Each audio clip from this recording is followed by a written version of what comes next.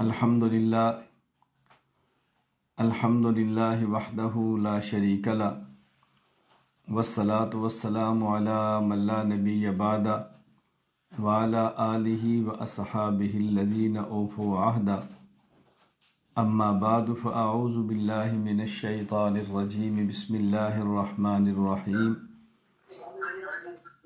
ما کان محمد ابا احد من رجالکم ولکن رسول اللہ وخاتم النبیین وکان اللہ بکل شیء علیما اللہم صلی علی محمد وعلی آل محمد کما صلیت علی ابراہیم وعلی آل ابراہیم انک حمید مجید اللہم بارک علی محمد وعلی آل محمد کما بارکت علی ابراہیم وعلی آل ابراہیم انک حمید مجید۔ اللہ تعالیٰ کا احسان، فضل اور کرم ہے کہ ہمیں حضور اکرم صلی اللہ علیہ وسلم کا وارث بنایا ہے۔ نبی کریم صلی اللہ علیہ وسلم کی وراثت و علم ہے۔ اللہ پاک نے کرم فرمایا، اللہ نے فضل فرمایا کہ ہمیں اس کے ساتھ تعلق قائم کرنے کی توفیق عطا فرمائی۔ اور میری آج کی گفتگو خالص علماء کرام سے ہے۔ مولانا عبدالقدیر صاحب حافظہ اللہ تعالی، مفتی عبدالستار حنفی صاحب حافظہ اللہ تعالی، ان دو حضرات نے مجھے فرمایا تھا کہ علماء کے حوالے سے تربیتی کنونشن ہے اور اس میں میری شرکت بھی ہو جائے تو مفید رہے گی۔ میں اپنی سعادت سمجھ کر اور اس کے اندر مختصر سی گفتگو کروں گا۔ آپ کا اپنا نظم ہے، جیسے بھی ہے وہ جاری رہے گا۔ میں چند ایک باتیں آپ خدمت میں عرض کر دیتا ہوں۔ اللہ تعالیٰ مجھے بھی اور آپ کو بھی عمل کرنے کی توفیق عطا فرمائے۔ سب سے پہلی بات تو یہ ذہن نشین فرما لیں کہ چونکہ ہم حضور اکرم صلی اللہ علیہ وسلم کے وارث ہیں اور پیغمبر کی وراثت وہ علم ہے، اس لیے جس شخص کے پاس جتنا علم ہوگا اتنا ہی وہ پیغمبر پاک صلی اللہ علیہ وسلم کا صحیح وارث ہوگا۔ اب یہ مجھے اور آپ کو دیکھنا ہے کہ ہمارا علم پختہ ہے، ہمارا علم کمزور ہے، ہمارا علم کیسا ہے۔ عالم کی شان یہ ہے کہ اس کا علم بہت پختہ ہونا چاہیے۔ اگر عالم کا علم پختہ نہیں ہوگا تو وہ رہنمائی نہیں کر پائے گا۔ عالم کے علم کا پختہ ہونا بہت ضروری ہے، اور علوم میں سب سے زیادہ اہمیت کا حامل وہ انسان کا عقیدے کا علم ہے، یعنی عقائد کا پختہ ہونا انتہائی ضروری ہے۔ اگر کسی شخص کو قرآن کریم دیکھ کر بھی پڑھنا نہ آتا ہو اور اس کے عقائد درست ہوں، قرآن پر ایمان لاتا ہو تو ظاہر مومن ہے۔ اور اگر اس کو مکمل قرآن اوپر دیکھ کر ہی نہیں، زبانی تجوید کے ساتھ بھی آتا ہو لیکن عقیدے اس کے قرآن کے موافق نہ ہوں تو مومن نہیں ہے۔ میں اس لیے کہہ رہا ہوں کہ ہم ترین علم وہ عقائد کا علم ہے، عقائد کا علم۔ اس لیے عالم کا علم پختہ ہونا بہت ضروری ہے۔ بطور خاص عالم کا یہ علم ہونا چاہیے کہ ہمارے عقائد کون کون سے ہیں، جن عقائد کو قرآن کریم نے بیان کیا ہے، جن عقائد کو احادیث میں بیان کیا گیا ہے، جن عقائد پہ امت کا اجماع ہے، اور کون سے عقائد ایسے ہیں کہ جو ظنی ہیں اور قیاس سے اور استدلال سے اور استشہاد سے ثابت ہیں۔ علماء کرام کو یہ بات معلوم ہونا ضروری ہے۔ علماء اور عوام میں کئی فرق ہیں، بنیادی بہت بڑا فرق یہ ہے کہ عوام کو صرف عقائد کا معلوم ہونا ضروری ہے، اور ایک عالم کو عقائد بھی معلوم ہونے چاہیے، عقائد کے دلائل بھی معلوم ہونے چاہیے، اور ان عقائد پر جو شبہات ہیں ان کے جوابات بھی معلوم ہونے چاہیے۔ اس کے لیے بحمد اللہ تعالیٰ جس حد تک میری استطاعت ہے، جس حد تک میں کر سکتا ہوں، ہم نے اس پر کام کیا ہے۔ عقائد پر آپ کو کتب بھی ملیں گی، آپ کو دورہ جات بھی ملیں گے، آپ کو کورسز بھی ملیں گے، آپ کو اس پر فائلیں بھی ملیں گی، دلائل بھی ملیں گے، بیانات بھی ملیں گے، شبہات کے جوابات بھی ملیں گے۔ یہ سب کچھ آپ کو مل جائے گا۔ اس بات کو ہمیں سمجھنا ازحد ضروری ہے۔ الحمدللہ اس پر ہم نے کام کیا ہے اور یہ سب چیزیں موجود ہیں الحمدللہ۔ تو عالم کے لیے ضروری ہے کہ اس کے علوم پختہ ہوں، خصوصاً اس کا عقائد کا علم بہت پختہ ہو۔ میں بتا یہ رہا تھا کہ علماء میں اور عوام میں کئی فرق ہے۔ ایک بنیادی فرق یہ ہے کہ عوام کو عقائد کا معلوم ہونا ضروری ہے، اور ایک عالم کو عقائد کا بھی معلوم ہونا ضروری ہے، دلائل کا بھی معلوم ہونا ضروری ہے، اور اہل باطل کی طرف سے آنے والے شبہات کا جواب بھی معلوم ہونا ضروری ہے۔ اور یہ کام جس حد تک ممکن ہے، جس حد تک میرے بس میں ہے، اور جتنے اسباب میرے پاس موجود ہیں، جتنے وسائل مجھے میسر ہیں، میں بحمد اللہ تعالی، اللہ قبول فرمائے، تسلسل کے ساتھ لگا ہوں۔ آپ حضرات اس معاملے میرے ساتھ لگے رہیں گے، متوجہ رہیں گے، تعلق رکھیں گے، تو یہ سب چیزیں آپ کو بھی ملتی رہیں گی۔ تو ضروری ہے کہ ہمارے پاس عقائد بھی ہوں، عقائد کا علم، دلائل بھی ہوں، اور ہمارے عقائد پر اہل باطل کی طرف سے آنے والے شبہات کے جوابات بھی ہوں۔ نمبر 1، عالم کا علم پختہ ہونا بہت ضروری ہے۔ اسی طرح قرآن کریم کی تفسیر ہے، اس پر بھی توجہ دینی ہے، اور بہت ضروری ہے کہ ہم قرآن کریم کا ترجمہ سمجھیں، قرآن کریم کی تفسیر سمجھیں، اور قرآن کریم کے علوم پہ غور کریں، اور اہل باطل جو قرآن کریم سے غلط استدلال کرتے ہیں اس کا جواب بھی معلوم ہونا چاہیے۔ بحمد اللہ تعالیٰ مستقل میں نے 5 جلدوں میں دروس القرآن اس عنوان پر تیار کر دیا ہے، جس میں آیات عقائد اور آیات احکام پر کسی قدر تفصیل سے بحث موجود ہے۔ آپ دیکھیں گے، مطالعہ فرمائیں گے تو آپ کو اندازہ ہوگا کہ کتنا اس عنوان پہ کام ہو چکا ہے۔ اسی طرح علماء کرام کے لیے فقہ کا معلوم ہونا بھی بہت ضروری ہے۔ مسائل بھی آتے ہوں، مسائل کے دلائل بھی آتے ہوں، ورنہ کم از کم مسائل اتنے آتے ہوں کہ اپنی مسجد، اپنے محلے اور اپنے مقتدی ان کو مطمئن کر سکے۔ اگر ایک عام عالم نہیں کرے گا تو لوگ پھر دائیں بائیں جائیں گے۔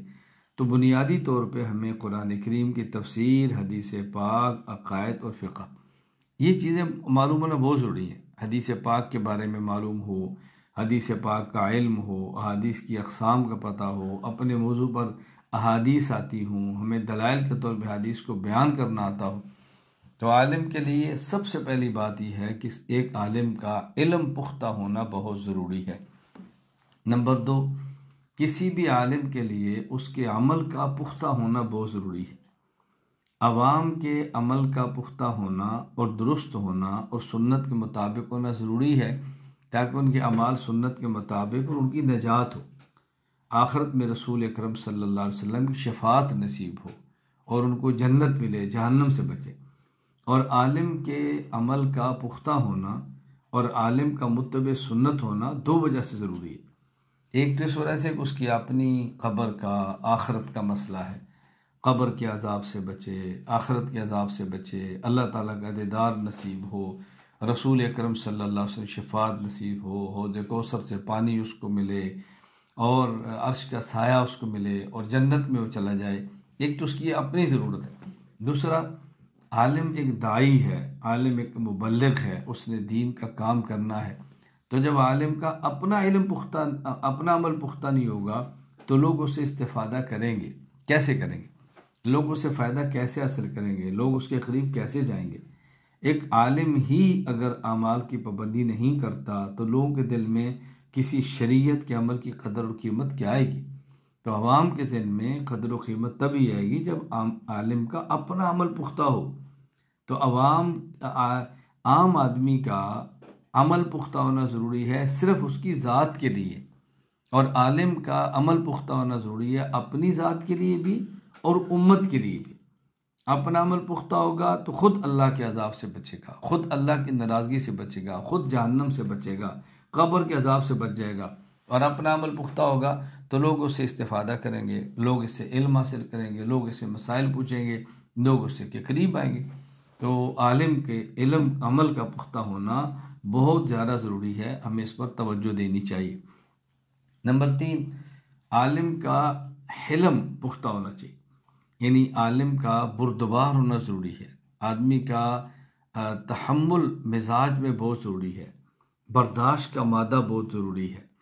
برداشت تو عام آدمی کو بھی کرنا چاہیے، لیکن عالم کے اندر برداشت بہت زیادہ ہونا چاہیے، اس لیے کہ عالم کا مزاج ہے کہ اس نے دین کا کام کرنا ہے، دین کی تبلیغ کرنی ہے، اس نے لوگوں کو شریعت بتانی ہے۔ ظاہر ہے جب کسی علاقے میں شرک ہوگا، وہ شرک کے خلاف کام کرے گا تو مشرکین اس پر حملے بھی کریں گے، زد و کوب بھی کریں گے، اس کے اوپر الزامات بھی لگائیں گے، اس کی پگڑی بھی اچھالیں گے، اس کو کردار کو مجروح بھی کریں گے۔ اگر کسی علاقے میں بدعت کے خلاف کام کرتا ہے، احیاء سنت کا کام کرتا ہے، تو بدعتی اس کو برداشت نہیں کریں گے، بدعتی اس کے خلاف فضا بنائیں گے، غلط باتیں کریں گے، اور اس کے لیے جو وہ کر سکے اس کے خلاف کریں گے، اس نے برداشت کرنا ہے۔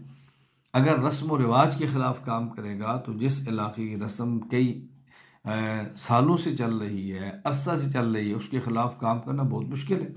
خاندان مقابلے میں کھڑا ہوگا، برادری کھڑی ہوگی، اہل علاقہ کھڑے ہوں گے، تو وہاں تحمل کرنا پڑے گا نا، برداشت کرنا پڑے گا۔ اگر برداشت نہیں کرے گا تو کام کیسے کرے گا؟ قرآن کریم نے داعی کی اوصاف بیان کی ہے، افلا ينظرون الى الابل كيف خلقت والى السماء كيف رفعت والى الجبال كيف نصبت والى الارض كيف سطحت فذکر انما انت مذکر۔ اصل تو اللہ کی قدرت کے دلائل ہیں، اللہ کی توحید کے دلائل ہیں، لیکن یہاں داعی کو بھی یہ بات سمجھنی چاہیے کہ میرے اندر کیا اوصاف ہونے چاہیے۔ افلا ينظرون الى الابل كيف خلقت، وہ اونٹ کو دیکھے کیسے مشقت برداشت کرتا ہے، تو ایک آدمی کا عالم کا مزاج ہونا چاہیے، وہ ذرا دیکھے۔ اسی طرح وہ دیکھے آسمان کی بلندیوں کو دیکھے اور زمین کی نرمی کو دیکھے، زمین ہر کسی کو برداشت کرتی ہے، اور وہ پہاڑ کی پختگی کو دیکھے۔ عالم کو بھی چاہیے کہ اس کا حوصلہ ہو، تحمل ہو، پہاڑ کی طرح اپنے موقع پر ڈٹ جائے۔ تو عالم کے اندر حلم ہونا بہت ضروری ہے، تحمل ہو، برداشت ہو، باتیں برداشت کرے۔ یہ نہیں کسی نے برا کہہ دیا تو مقابلے میں 2 بار کہہ دے، کوئی اس کی غیبت کرے تو یہ بھی کہہ دے، کوئی الزام لگائے تو یہ بھی لگا دے، کوئی پوچھے تو ایسا کہتے تم بھی ایسے ہو، کیسے دین کا کام کرے گا؟ اس لیے عالم کا حلم پختہ ہونا بہت ضروری ہے، عالم کے مزاج میں تحمل بہت ضروری ہے، اس کو برداشت کرنے کی عادت ڈالنی چاہیے۔ آپ یقین فرمائیں کہ میں اگر اس پہ واقعات عرض کروں تو شاید آپ کے لیے یقین کرنا مشکل ہوگا کہ میں کس حد تک تحمل کے ساتھ دین کے کام میں لگا رہتا ہوں۔ میں اس لیے کہہ رہا ہوں تاکہ آپ کے علم کے اندر میں 1-2 واقعات پیش کر دیتا ہوں۔ ایک مرتبہ میرا ایک جلسہ تھا، اور ظاہر ہے وہ اجتہاد تقلید کے عنوان پہ تھا، اور اس سے غیر مقلدین کو تکلیف ہوتی ہے، اور گن گرج کے ساتھ بیان تھا، اور بحمد اللہ تعالی میں نے پاکستان میں ایک جگہ ہے مامو کانجن، وہاں پہ بیان کیا۔ اس وقت وہاں پہ جامعہ امام اعظم ابو حنیفہ بن گیا ہے، اور دورہ حدیث تک تعلیم ہے۔ اس سال بھی انشاءاللہ اللہ نے چاہا تو یعنی سالانہ کانفرنس بھی ہوگی، خانقاہ بھی بن گئی ہے، کل میں نے کو وقت بھی دے دیا ہے سالانہ جلسے کے لیے۔ میں اب جو بات سمجھانا چاہ رہا ہوں وہ کیا کہ میں وہاں بیان کر کے واپس آیا، رات تقریباً 3 بجے کا وقت ہوگا، مجھے ایک شخص کی بلا مبالغہ، میں قسم اٹھاؤں تو ہانس نہیں ہوگا، 18 مس کالیں آئیں۔ میں نے گاڑی میں تھا تو میں نے یہ سوچ کر کہ ممکن ہے کوئی طالب علم ہو، ممکن ہے کوئی غریب ہو، ممکن ہے کوئی ایسا شخص نادار ہو، وہ کال نہ کر سکتا ہو تو مس کالیں کر رہا ہے، میں نے واپسی کال کر۔ جب میں نے واپسی کال کی تو اس نے مجھے گالیاں دی، اور گالیاں بھی ماں اور بہن کی گالیاں۔ میں تحمل سے سنتا رہا۔ جب اس نے جی بھر کے گالیاں دے لی تو میں نے اسے پوچھا آپ نے صرف مجھے گالیاں دینی تھیں یا آپ کو مجھ سے کوئی کام بھی تھا؟ اس نے کہا ہاں مجھے کام ہے۔ میں نے کہا کیا کام ہے؟ اس نے کہا مجھے آپ کی بیٹی کا رشتہ چاہیے۔ تو میں نے اسے کہا اگر آپ ناراض نہ ہو میں آپ سے ایک بات پوچھوں، کہیں آپ غیر مقلد تو نہیں ہیں؟ مجھے کہتے کیوں؟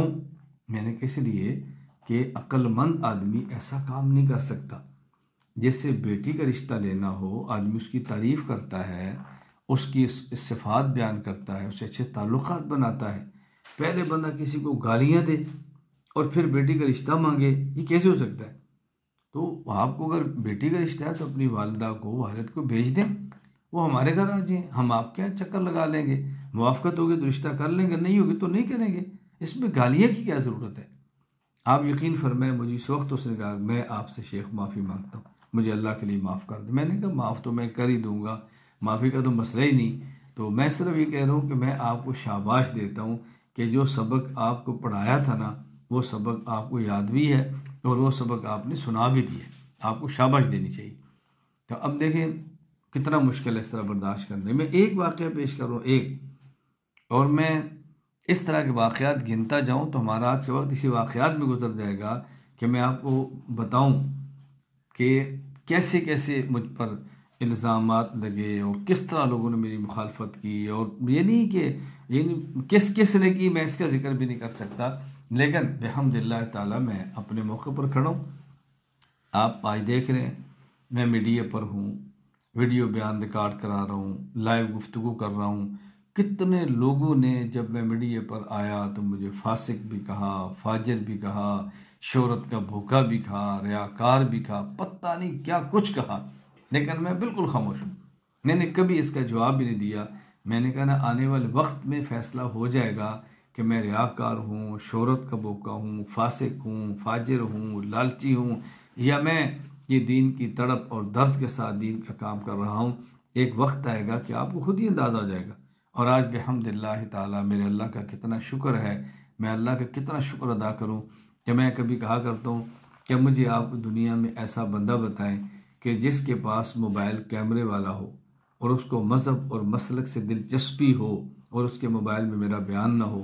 آپ تلاش کریں، شاید آپ کو ایسا موبائل کوئی نہ ملے. شرطیں 3 ہیں: اس کے موبائل میں کیمرہ ہو، اس کو مذہب اور مسلک سے دلچسپی ہو، اور اس کو اردو آتی ہو، اور اس کے موبائل میں میرا بیان نہ ہو.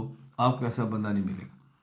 مذہب اور مسلک سے دلچسپی دونوں طرح ہے، خواہ مثبت ہو خواہ منفی ہو، خواہ ہمارا مخالف ہو یا موافق ہو، وہ سنتا ہے کہ یہ بات کیا کہتا ہے، اپنے استفادہ کرتے ہیں اور اغیار سنتے ہیں اور میرے علم میں ہے. خیر میں نے برداشت کیا ہے، میں نے کبھی کوئی بات نہیں کی، ہمیشہ برداشت کرتا ہوں، لیکن میں کبھی پیچھے نہیں ہٹا. کئی بار ایسے بھی ہوا کہ مجھے جلسے پر بلایا گیا، لمبا میرا سفر کرایا گیا، اور وہاں آنے کے بعد مجھے بیان کا وقت بھی نہیں دیا گیا، اور میں خاموشی کے ساتھ صبر تحمل سے واپس چلا گیا. کیوں؟ اس لیے کہ میرا مقصد تو بیان نہیں تھا، مقصد تو اللہ کی رضا تھی. اللہ کے لیے آیا تھا. بیان ہو جاتا، اللہ کے لیے نہ ہوتا تو عذاب ہونا تھا. اور اگر بیان آیا اللہ کے لیے اور بیان نہیں ہوا تب بھی ثواب ملے گا. تمہارا مقصد تو اللہ کی رضا ہے نا، اس میں کیا ضرورت ہے لڑنے کی، کیا ضرورت ہے جھگڑنے کی، کیا ضرورت ہے پردہ ڈالنے کی. تو میں نے 3 واقعہ مختصر سی باتیں کی ہیں یہ بتانے کے لیے کہ عالم کا حلم یہ پختہ ہونا بہت ضروری ہے. رسول اکرم صلی اللہ علیہ وسلم کی مبارک دعائیں ہیں، اور میں ایک دعا کا ذکر کرتا ہوں جہاں علماء کو بطور خاص مانگنی چاہیے. آپ نے اللہ سے کیا مانگے؟ اللہم زینی بالعلم، اللہم اعنی بالعلم وزینی بالحلم وجملنی بالعافیہ واکرمنی بالتقوی وجملنی بالعافیہ. حضور دعا مانگ رہے ہیں. دعا کیا مانگتے ہیں؟ اللہم اعنی بالعلم، اے اللہ میری مدد فرما، مجھے علم عطا فرما کہ میری مدد فرما. دائر عالم کا بہت بڑا ہتھیار اس کا علم ہے. اللہم اعنی بالعلم وزینی بالحلم، اور اے اللہ مجھے مزین کر دے، حلم کی دولت عطا فرما. اللہ اکبر. وَأَكْرِمْنِي بِالتَّقْوَى، اور یا اللہ مجھے عزت دے تقوی دے کر، مال دولت نہیں، تقوی دے کر. مال و دولت سے ملنے والی عزت وہ عارضی ہوتی ہے، وہ فانی ہوتی ہے، اس کی حیثیت کوئی نہیں ہوتی. وہ لوگ کبھی خوشامد کے لیے عزت کرتے، اکرمنی بالتقوی، اور جب کسی کی عزت اس کے تقوی کی بنیاد پر وہ حقیقی ہوتی ہے. اور اللہ کے نبی نے کیا دعا مانگی؟ وجملنی بالعافیہ، اے اللہ مجھے عافیت کی نعمت عطا فرما، مجھے عافیت کا جمال عطا فرما. میں کئی بار دعائیں بیان کرتا ہوں اور اس کا ترجمہ کر کے دعا سمجھاتا ہوں کہ اس دعا میں کیا بیان کی ہے، کیونکہ ہم نے دعائیں پڑھنی نہیں ہیں، دعائیں مانگنی ہیں. دعا کا پڑھنا یہ ہے کہ سمجھ نہ آئے اور دعا کے الفاظ کہتے جائیں، اور دعا مانگنا یہ ہے کہ دعا سمجھ آئے کہ میں کیا مانگ رہا ہوں، میں کیا مانگ رہا ہوں. سمجھنا پھر مانگنا، پھر آتا ہے مزہ مانگنے کا. تو رسول اکرم صلی اللہ علیہ وسلم نے کتنی پیاری دعا فرمائی ہے، اللہم اعنی بالعلم وزینی بالحلم واکرمنی بالتقوی وجملنی بالعافیہ. یہاں میں ایک مختصر سی بات عرض کر دوں. عافیت کی دعا مانگا کریں۔ استقامت اور عافیت میں فرق ہے۔ استقامت اور عافیت میں فرق ہے۔ استقامت کا معنی ہوتا ہے مصائب آئیں، تکالیف آئیں، مشکلات آئیں اور بندہ ڈٹ جائے، اور عافیت یہ ہے کہ مصائب اور تکالیف اور مشکلات نہ آئیں اور بندہ سہولت سے دین کا کام کرے۔ تو اللہ سے استقامت نہیں، عافیت مانگو۔ استقامت ہر کسی کے بس میں نہیں، بڑا مشکل کام ہے۔ میں ایک مرتبہ جلسے سے فارغ ہوا تو فراغت کے بعد مجھے ایک ساتھی نے دعا دی، اکثر دیتے ہیں، میں پھر سمجھا دیتا ہوں، مجھے دعا دی، کہا مولانا اللہ آپ کو استقامت عطا فرمائے۔ میں نے کہا ایک منٹ پہ میری بات سن لو۔ استقامت کا معنی یہ کہ ابھی جو میں نے بیان کیا ہے اس پر میرے خلاف FIR کٹے، پھر مجھے پولیس گرفتار کرے، پھر میری چھترول کرے، مجھے مارے، پھر مجھے جیل میں رکھے، پھر میں ضمانت پر باہر آؤں اور یہی بیان دوبارہ کروں، یہ ہے استقامت۔ اور عافیت کیا ہے؟ یہ میرا بیان ہو، اس کے بعد میزبان مجھے کھانا کھلائیں، میزبان مجھے ہدیہ دیں، عزت کا رخصت کریں اور دوبارہ پھر یہی بیان کرا لیں۔ تو میں نے کہا یہی حق بیان کروں تو یہ بہتر ہے نا۔ اس لیے استقامت نہیں، عافیت۔ ہاں اگر تکلیف آ جائے تو ڈٹ جائیں، پیچھے نہیں ہٹنا، کھڑے ہو جائیں، لیکن دعائیں عافیت کی مانگیں۔ یہ رسول اکرم صلی اللہ علیہ وسلم کی تعلیم ہے۔ حضرت امی عائشہ رضی اللہ تعالی عنہ نے پوچھا کہ یا رسول اللہ، اگر مجھے پتہ چل جائے کہ آج کی رات لیلۃ القدر کی رات ہے تو میں دعا کون سی مانگوں؟ فرمایا تم دعا مانگنا اللہم انک عفو تحب العفو فاعف عنی، یہ دعا مانگنا، عافیت کی دعا مانگنا، اس لیے عافیت کی دعا مانگیں۔ عالم نمبر 4، کسی عالم میں ایک بہت بڑی بنیادی بات ہے کہ اس کے اندر کڑن ہو، اس کے اندر غم ہو، اس کے اندر فکر ہو، اس کو اندر ایک اللہ کی محبت اور اللہ کے دین کو پھیلانے کی اور رسول اکرم صلی اللہ علیہ وسلم لائے ہوئے دین کے مٹنے کا غم ہو، کڑن اندر کے دین مٹ رہا ہے، میں کیا کر رہا ہوں، میں عالم ہوں، میری کیا حیثیت، میرا مقام کیا ہے، میں کیا کر رہا ہوں۔ عالم کا آرام سے سونا عالم کو زیب نہیں دیتا، بے فکر ہو کر زندگی گزارنا عالم کو زیب نہیں دیتا، عالم کا یوں عوام الناس کی طرح جینا زیب نہیں دیتا۔ میری گزشتہ کل ایک عالم سے گفتگو ہو رہی تھی فون پر، تو انہوں نے مجھے بتایا کہ ہم ہفتہ کو، چونکہ ہم بزنس بھی ان کی بات کر رہا ہوں، بزنس بھی کرتے ہیں، تجارت بھی کرتے ہیں، کاروبار بھی کرتے ہیں، اپنا کام ہے ان کا، تو کہا یہ ہفتہ کے دن چھٹی ہوتی ہے تو ہم ہفتے کے دن دوست اکٹھے ہوتے ہیں اور کھانا شانا کھاتے ہیں۔ میں نے کہا اگر ہم علماء بھی تجارت اس طرح کریں کہ ہر ہفتے کو چھٹی کے دن، جس کو آپ ویکینڈ کہتے ہیں، میں تو انگلش لفظ جان بوجھ کے استعمال نہیں کرتا، ویکینڈ پہ چھٹی کے دن پہ بیٹھ کر 3 گھنٹے ہر ہفتے پابندی سے دعوت کھائیں اور کھانا کھائیں، گپ شپ لگائیں، تو مجھے بتائیں ہم میں اور ایک عام تاجر میں کیا فرق ہے؟ یہ تو عام تاجر بھی کرتا ہے، اگر ہم ہی یہ کرتے رہیں گے تو کیا فرق ہوگا؟ میں نے کہا بیٹا بات سمجھنے کی کوشش کریں۔ ایک عالم کو کڑن کے ساتھ جینا چاہیے، ایک عالم کو فکر کے ساتھ جینا چاہیے، ایک عالم کو درد کے ساتھ جینا چاہیے۔ یہ عالم کی شان کے لائق ہے، یہ عالم کی زینت ہے۔ تو جب انسان کا درد ہوتی ہے، کڑن ہوتی ہے، تو پھر آدمی گفتگو بھی کرتا ہے۔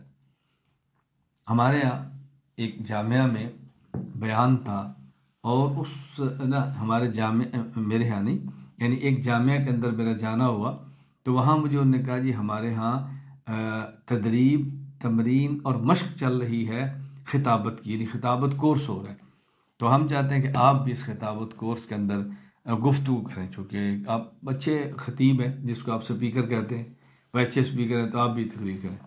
میں نے ان سے کہا کہ میں خطابت کورس میں بیان نہیں کر سکتا۔ مجھے انہوں نے کہا جی کیوں؟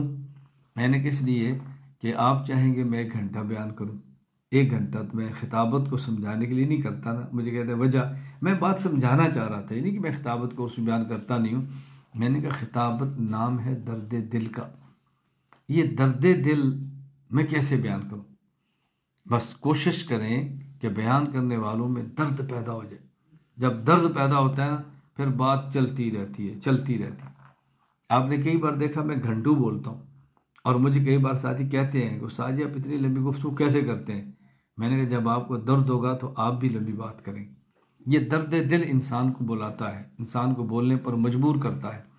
میرے یہاں لوگ ملاقات کے لیے آتے ہیں، علماء، غیر علماء، میں بھی کہیں جاتا ہوں تو میں کہتا ہوں کوئی بات پوچھنی ہے تو پوچھیں، ورنہ میں تو پھر بول پڑوں گا، میں چپ نہیں رہ سکوں گا۔ کیوں؟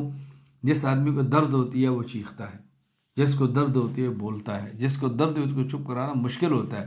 میری تو مجبوری ہے، میرے اندر درد ہے، میں نے پھر بول پڑنا ہے۔ اس لیے میں علماء کرام سے گزارش کروں گا کہ ہم اپنے اندر کڑن اور درد پیدا کریں۔ اس وقت بہت ضرورت ہے علماء کا کڑنا، علماء کے اندر درد کا ہونا، اور امت کے حال پر سوچنا کہ ہم کیا کر سکتے ہیں۔ یقین فرمائیں جب یہ معمول بنا لیں گے تو آپ دیکھنا بیان کیسے ہوتا ہے، علاقے میں کام کیسے ہوتا ہے، اور رجوع اللہ کے ساتھ لگے رہیں گے تو آپ کو اندازہ ہو جائے گا کہ عوام کا بھی رخ کیسے آپ کی طرف آئے گا۔ کڑن اور درد بے حد ضروری ہے۔ میں اپنی بات عرض کرتا ہوں، خدا گواہ ہے، میں کئی بار کتنی دیر تک اللہ سے یہ رو کر دعا مانگتا رہتا ہوں، یا اللہ میرے پاس علم بھی نہیں ہے، اللہ میرے پاس عمل بھی نہیں ہے، اے اللہ میرے پاس صلاحیت بھی نہیں ہے، اے اللہ میرے پاس پیسہ بھی نہیں ہے، اے اللہ میرے پاس افراد بھی نہیں ہیں، بہت تھوڑی تھوڑی چیزیں ہیں۔ اللہ تو دین کا کام لے لے، اللہ تو دین کا کام لے لے، اللہ تو دین کا کام لے لے۔ آپ اللہ ایک سپیکر سے آواز نکلوا سکتے ہیں تو میری زبان کو استعمال فرما لیں، اے اللہ تو دین کا کام لے لے۔ آپ یقین فرمائیں، میں جو علماء کی تربیتی سے میں اس لیے ایسی باتیں کر رہا ہوں، میرا بھی چاہتا ہے اس طرح اپنا اللہ سے ہم رونا سیکھیں، اور درد اور کڑن ہو تو آدمی یہ پھر بات کرتا ہے۔ دیکھیں نا کبھی انسان کے گھر میں بیماری آ جائے اور آدمی کے پاس پیسہ بھی نہ ہو تو کتنی درد سے اللہ سے رو کر مانگتے ہیں، اللہ میرے بیٹے کو صحت دے دے، اللہ میری امی کو صحت دے دے، اللہ میرے ابو کو صحت دے دے۔ ہمارے پاس تو علاج کے پیسے بھی نہیں ہیں، آپریشن کے پیسے بھی نہیں، اللہ ہمارا تیرے علاوہ کوئی نہیں ہے۔ کتنی کڑن اور درد ہوتی ہے۔ ایک عالم کی شان ہے، وہ نبی کا وارث ہے، کڑے درد ہو۔ رسول اکرم صلی اللہ علیہ وسلم کو کتنی درد تھی، آپ ذرا قرآن کریم آیات پڑھیں۔ اللہ اکبر، قرآن کریم نے کیا کہا؟ اللہ تذب نفسک علیہم حسرات، اے پیغمبر اپنے آپ کو ختم نہ کر دو۔ فلعلک باخع نفسک علی آثارہم ان لم یؤمنوا بہذا الحدیث اسفا، اگر یہ لوگ آپ کی بات نہیں مانتے تو کیا اپنے آپ ختم کر دیں گے؟ آپ اتنا کڑیں گے؟ اللہ نبی کو تسلیاں دیتے ہیں کہ آپ زیادہ دکھ نہ کریں، زیادہ غم نہ کریں۔ وَلَوْ شَاءَ لَهَدَاكُمْ أَجْمَعِينَ، اللہ چاہتے تو سب کو ہدایت دے دیتے۔ آپ اپنی محنت کریں، باقی یہ قبول کریں گے تو کر لیں گے، نہیں قبول کرتے تو نہ کریں، آپ محنت فرمائیں۔ اللہ تعالیٰ کس طرح اپنے پیغمبر صلی اللہ علیہ وسلم کو تسلی، ایک عالم کی بھی شان ہے۔ دل چھوٹا نہ کرے، جلدی تھک نہ جائے، جلدی ہمت نہ ہارے، جلدی ہمت نہ ہارے۔ ایک بزرگ تھے اور بہت بڑا انہوں نے کام کیا ہے اپنے علاقے میں۔ 18 سال تک وہ اپنی مسجد میں اکیلے اذان دے کے نماز پڑھتے رہے اور کوئی نماز پڑھنے والا نہیں تھا۔ ایک وقت آیا پھر سینکڑوں نہیں ہزاروں لوگ ان کے جنازے پر ان کے ساتھ موجود تھے۔ کام یوں ہوتا ہے، دل بڑا رکھے، اپنے اندر کڑن اور فکر ہو، پھر آدمی کو کام کا مزہ آتا ہے۔ 5ویں بات اور آج کی مجلس کی آخری بات، میں تمام علماء کرام سے گزارش کروں گا کہ اپنی فکر پہلے کریں، اپنی اصلاح پہلے کریں، پہلے اپنا علم پختہ کریں۔ مطالعہ اس لیے نہیں کہ میں نے بیان کرنا ہے، مطالعہ اس لیے کہ میری ضرورت ہے، بیان بھی کرنا ہے لیکن میری ضرورت ہے۔ عقائد اس لیے کہ میری ضرورت ہے، مسائل اس لیے کہ میری ضرورت ہے، نوافل اس لیے کہ میری ضرورت ہے۔ سب سے پہلے اپنی اصلاح کی فکر کریں، یعنی ہمیں ان باتوں کو سوچنا چاہیے، غور کرنا چاہیے، اپنی اصلاح کریں۔ قرآن کریم کی تلاوت کا اہتمام کریں، خلوت میں ذکر اللہ کا اہتمام کریں، قرآن کریم کی تلاوت کا اہتمام کریں اور خلوت اللہ کے ذکر کا اہتمام کریں۔ تہجد کے بعد، فجر کے بعد کوئی وقت طے کریں کہ ہم نے اللہ اللہ کرنی۔ خلوت میں اللہ اللہ کرنے کا اللہ ہی مزہ ہے۔ آپ بتاؤ کسی سے دنیا میں انسان کو محبت ہو جائے تو انسان کی کتنی تڑپ ہوتی ہے، میں ہوں اور میرا محبوب ہو اور دنیا میں کوئی نہ ہو۔ تو جب انسان کو اللہ سے پیار ہو تو آدمی کتنا بےتاب ہوتا ہے، میں ہوں میرا اللہ ہو اور اس کمرے میں اور کوئی نہ ہو، بتاؤ کتنا مزہ ہے، کتنا مزہ ہے۔ میں اللہ گواہ، آپ چونکہ علماء ہے اس لیے میری آپ سے بات ہو رہی ہے، بہت سارے مجھ سے بیعت بھی ہیں، بعض شاگرد بھی ہیں، ورنہ محبت تو تقریباً سارے ہی کرتے ہیں جن سے میں بات کر رہا ہوں۔ میں یقین فرمائے آپ کو بتا نہیں سکتا، مجھے کبھی بھی خلوت تکلیف نہیں دیتی، مجھے کبھی بھی مجمع کی طلب نہیں ہوتی، میں کبھی بھی پریشان نہیں ہوتا کہ میں اکیلا ہوں، میرے ساتھ کیا بنے گا۔ خدا گواہ ہے، میں اپنی کیفیت آپ کو کیسے بتاؤں۔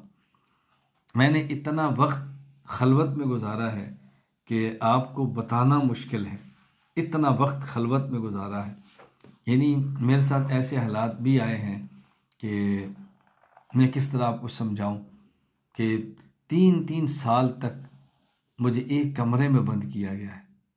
ان حالات کا باہر کسی کو پتہ نہیں ہے کہ میں کن مشکلات اور تکالیف سے گزار کر یہاں بیٹھا ہوں اور کام کر۔ مجھے کبھی خلوت کا دکھ نہیں ہوا کہ میں اکیلا ہوں تو میرے ساتھ کیا بنے گا۔ آدمی کو اللہ سے محبت ہو، اللہ سے تعلق ہو، قرآن کریم پاس ہو، ذکر اللہ کرتا ہو، کیا ہر چیز اللہ اپنے کرم سے، اپنے فضل سے سمیٹ کے رکھ دیتے۔ خیر، میں پھر کہتا ہوں، ہمیں عافیت اللہ سے مانگنی چاہیے، عافیت مانگنی چاہیے، عافیت مانگنی چاہیے۔ ہم بہت کمزور ہیں، کسی معاملے پر اکڑنا زیب نہیں دیتا، کسی معاملے پہ اترانا زیب نہیں دیتا۔ اللہ کی لاٹھی بہت بے آواز، ہر وقت اللہ سے ڈرتے رہنا چاہیے، ہر وقت خدا سے ڈرتے رہنا چاہیے۔ میں عرض کر رہا تھا کہ ضروری ہے ہم اپنی اصلاح کریں، قرآن کریم کی تلاوت کا اہتمام کریں اور ذکر اللہ کا اہتمام کریں، تہجد، اشراق، چاشت، اوابین، نوافل کا اہتمام کریں، مسنون دعاؤں کا اہتمام کریں۔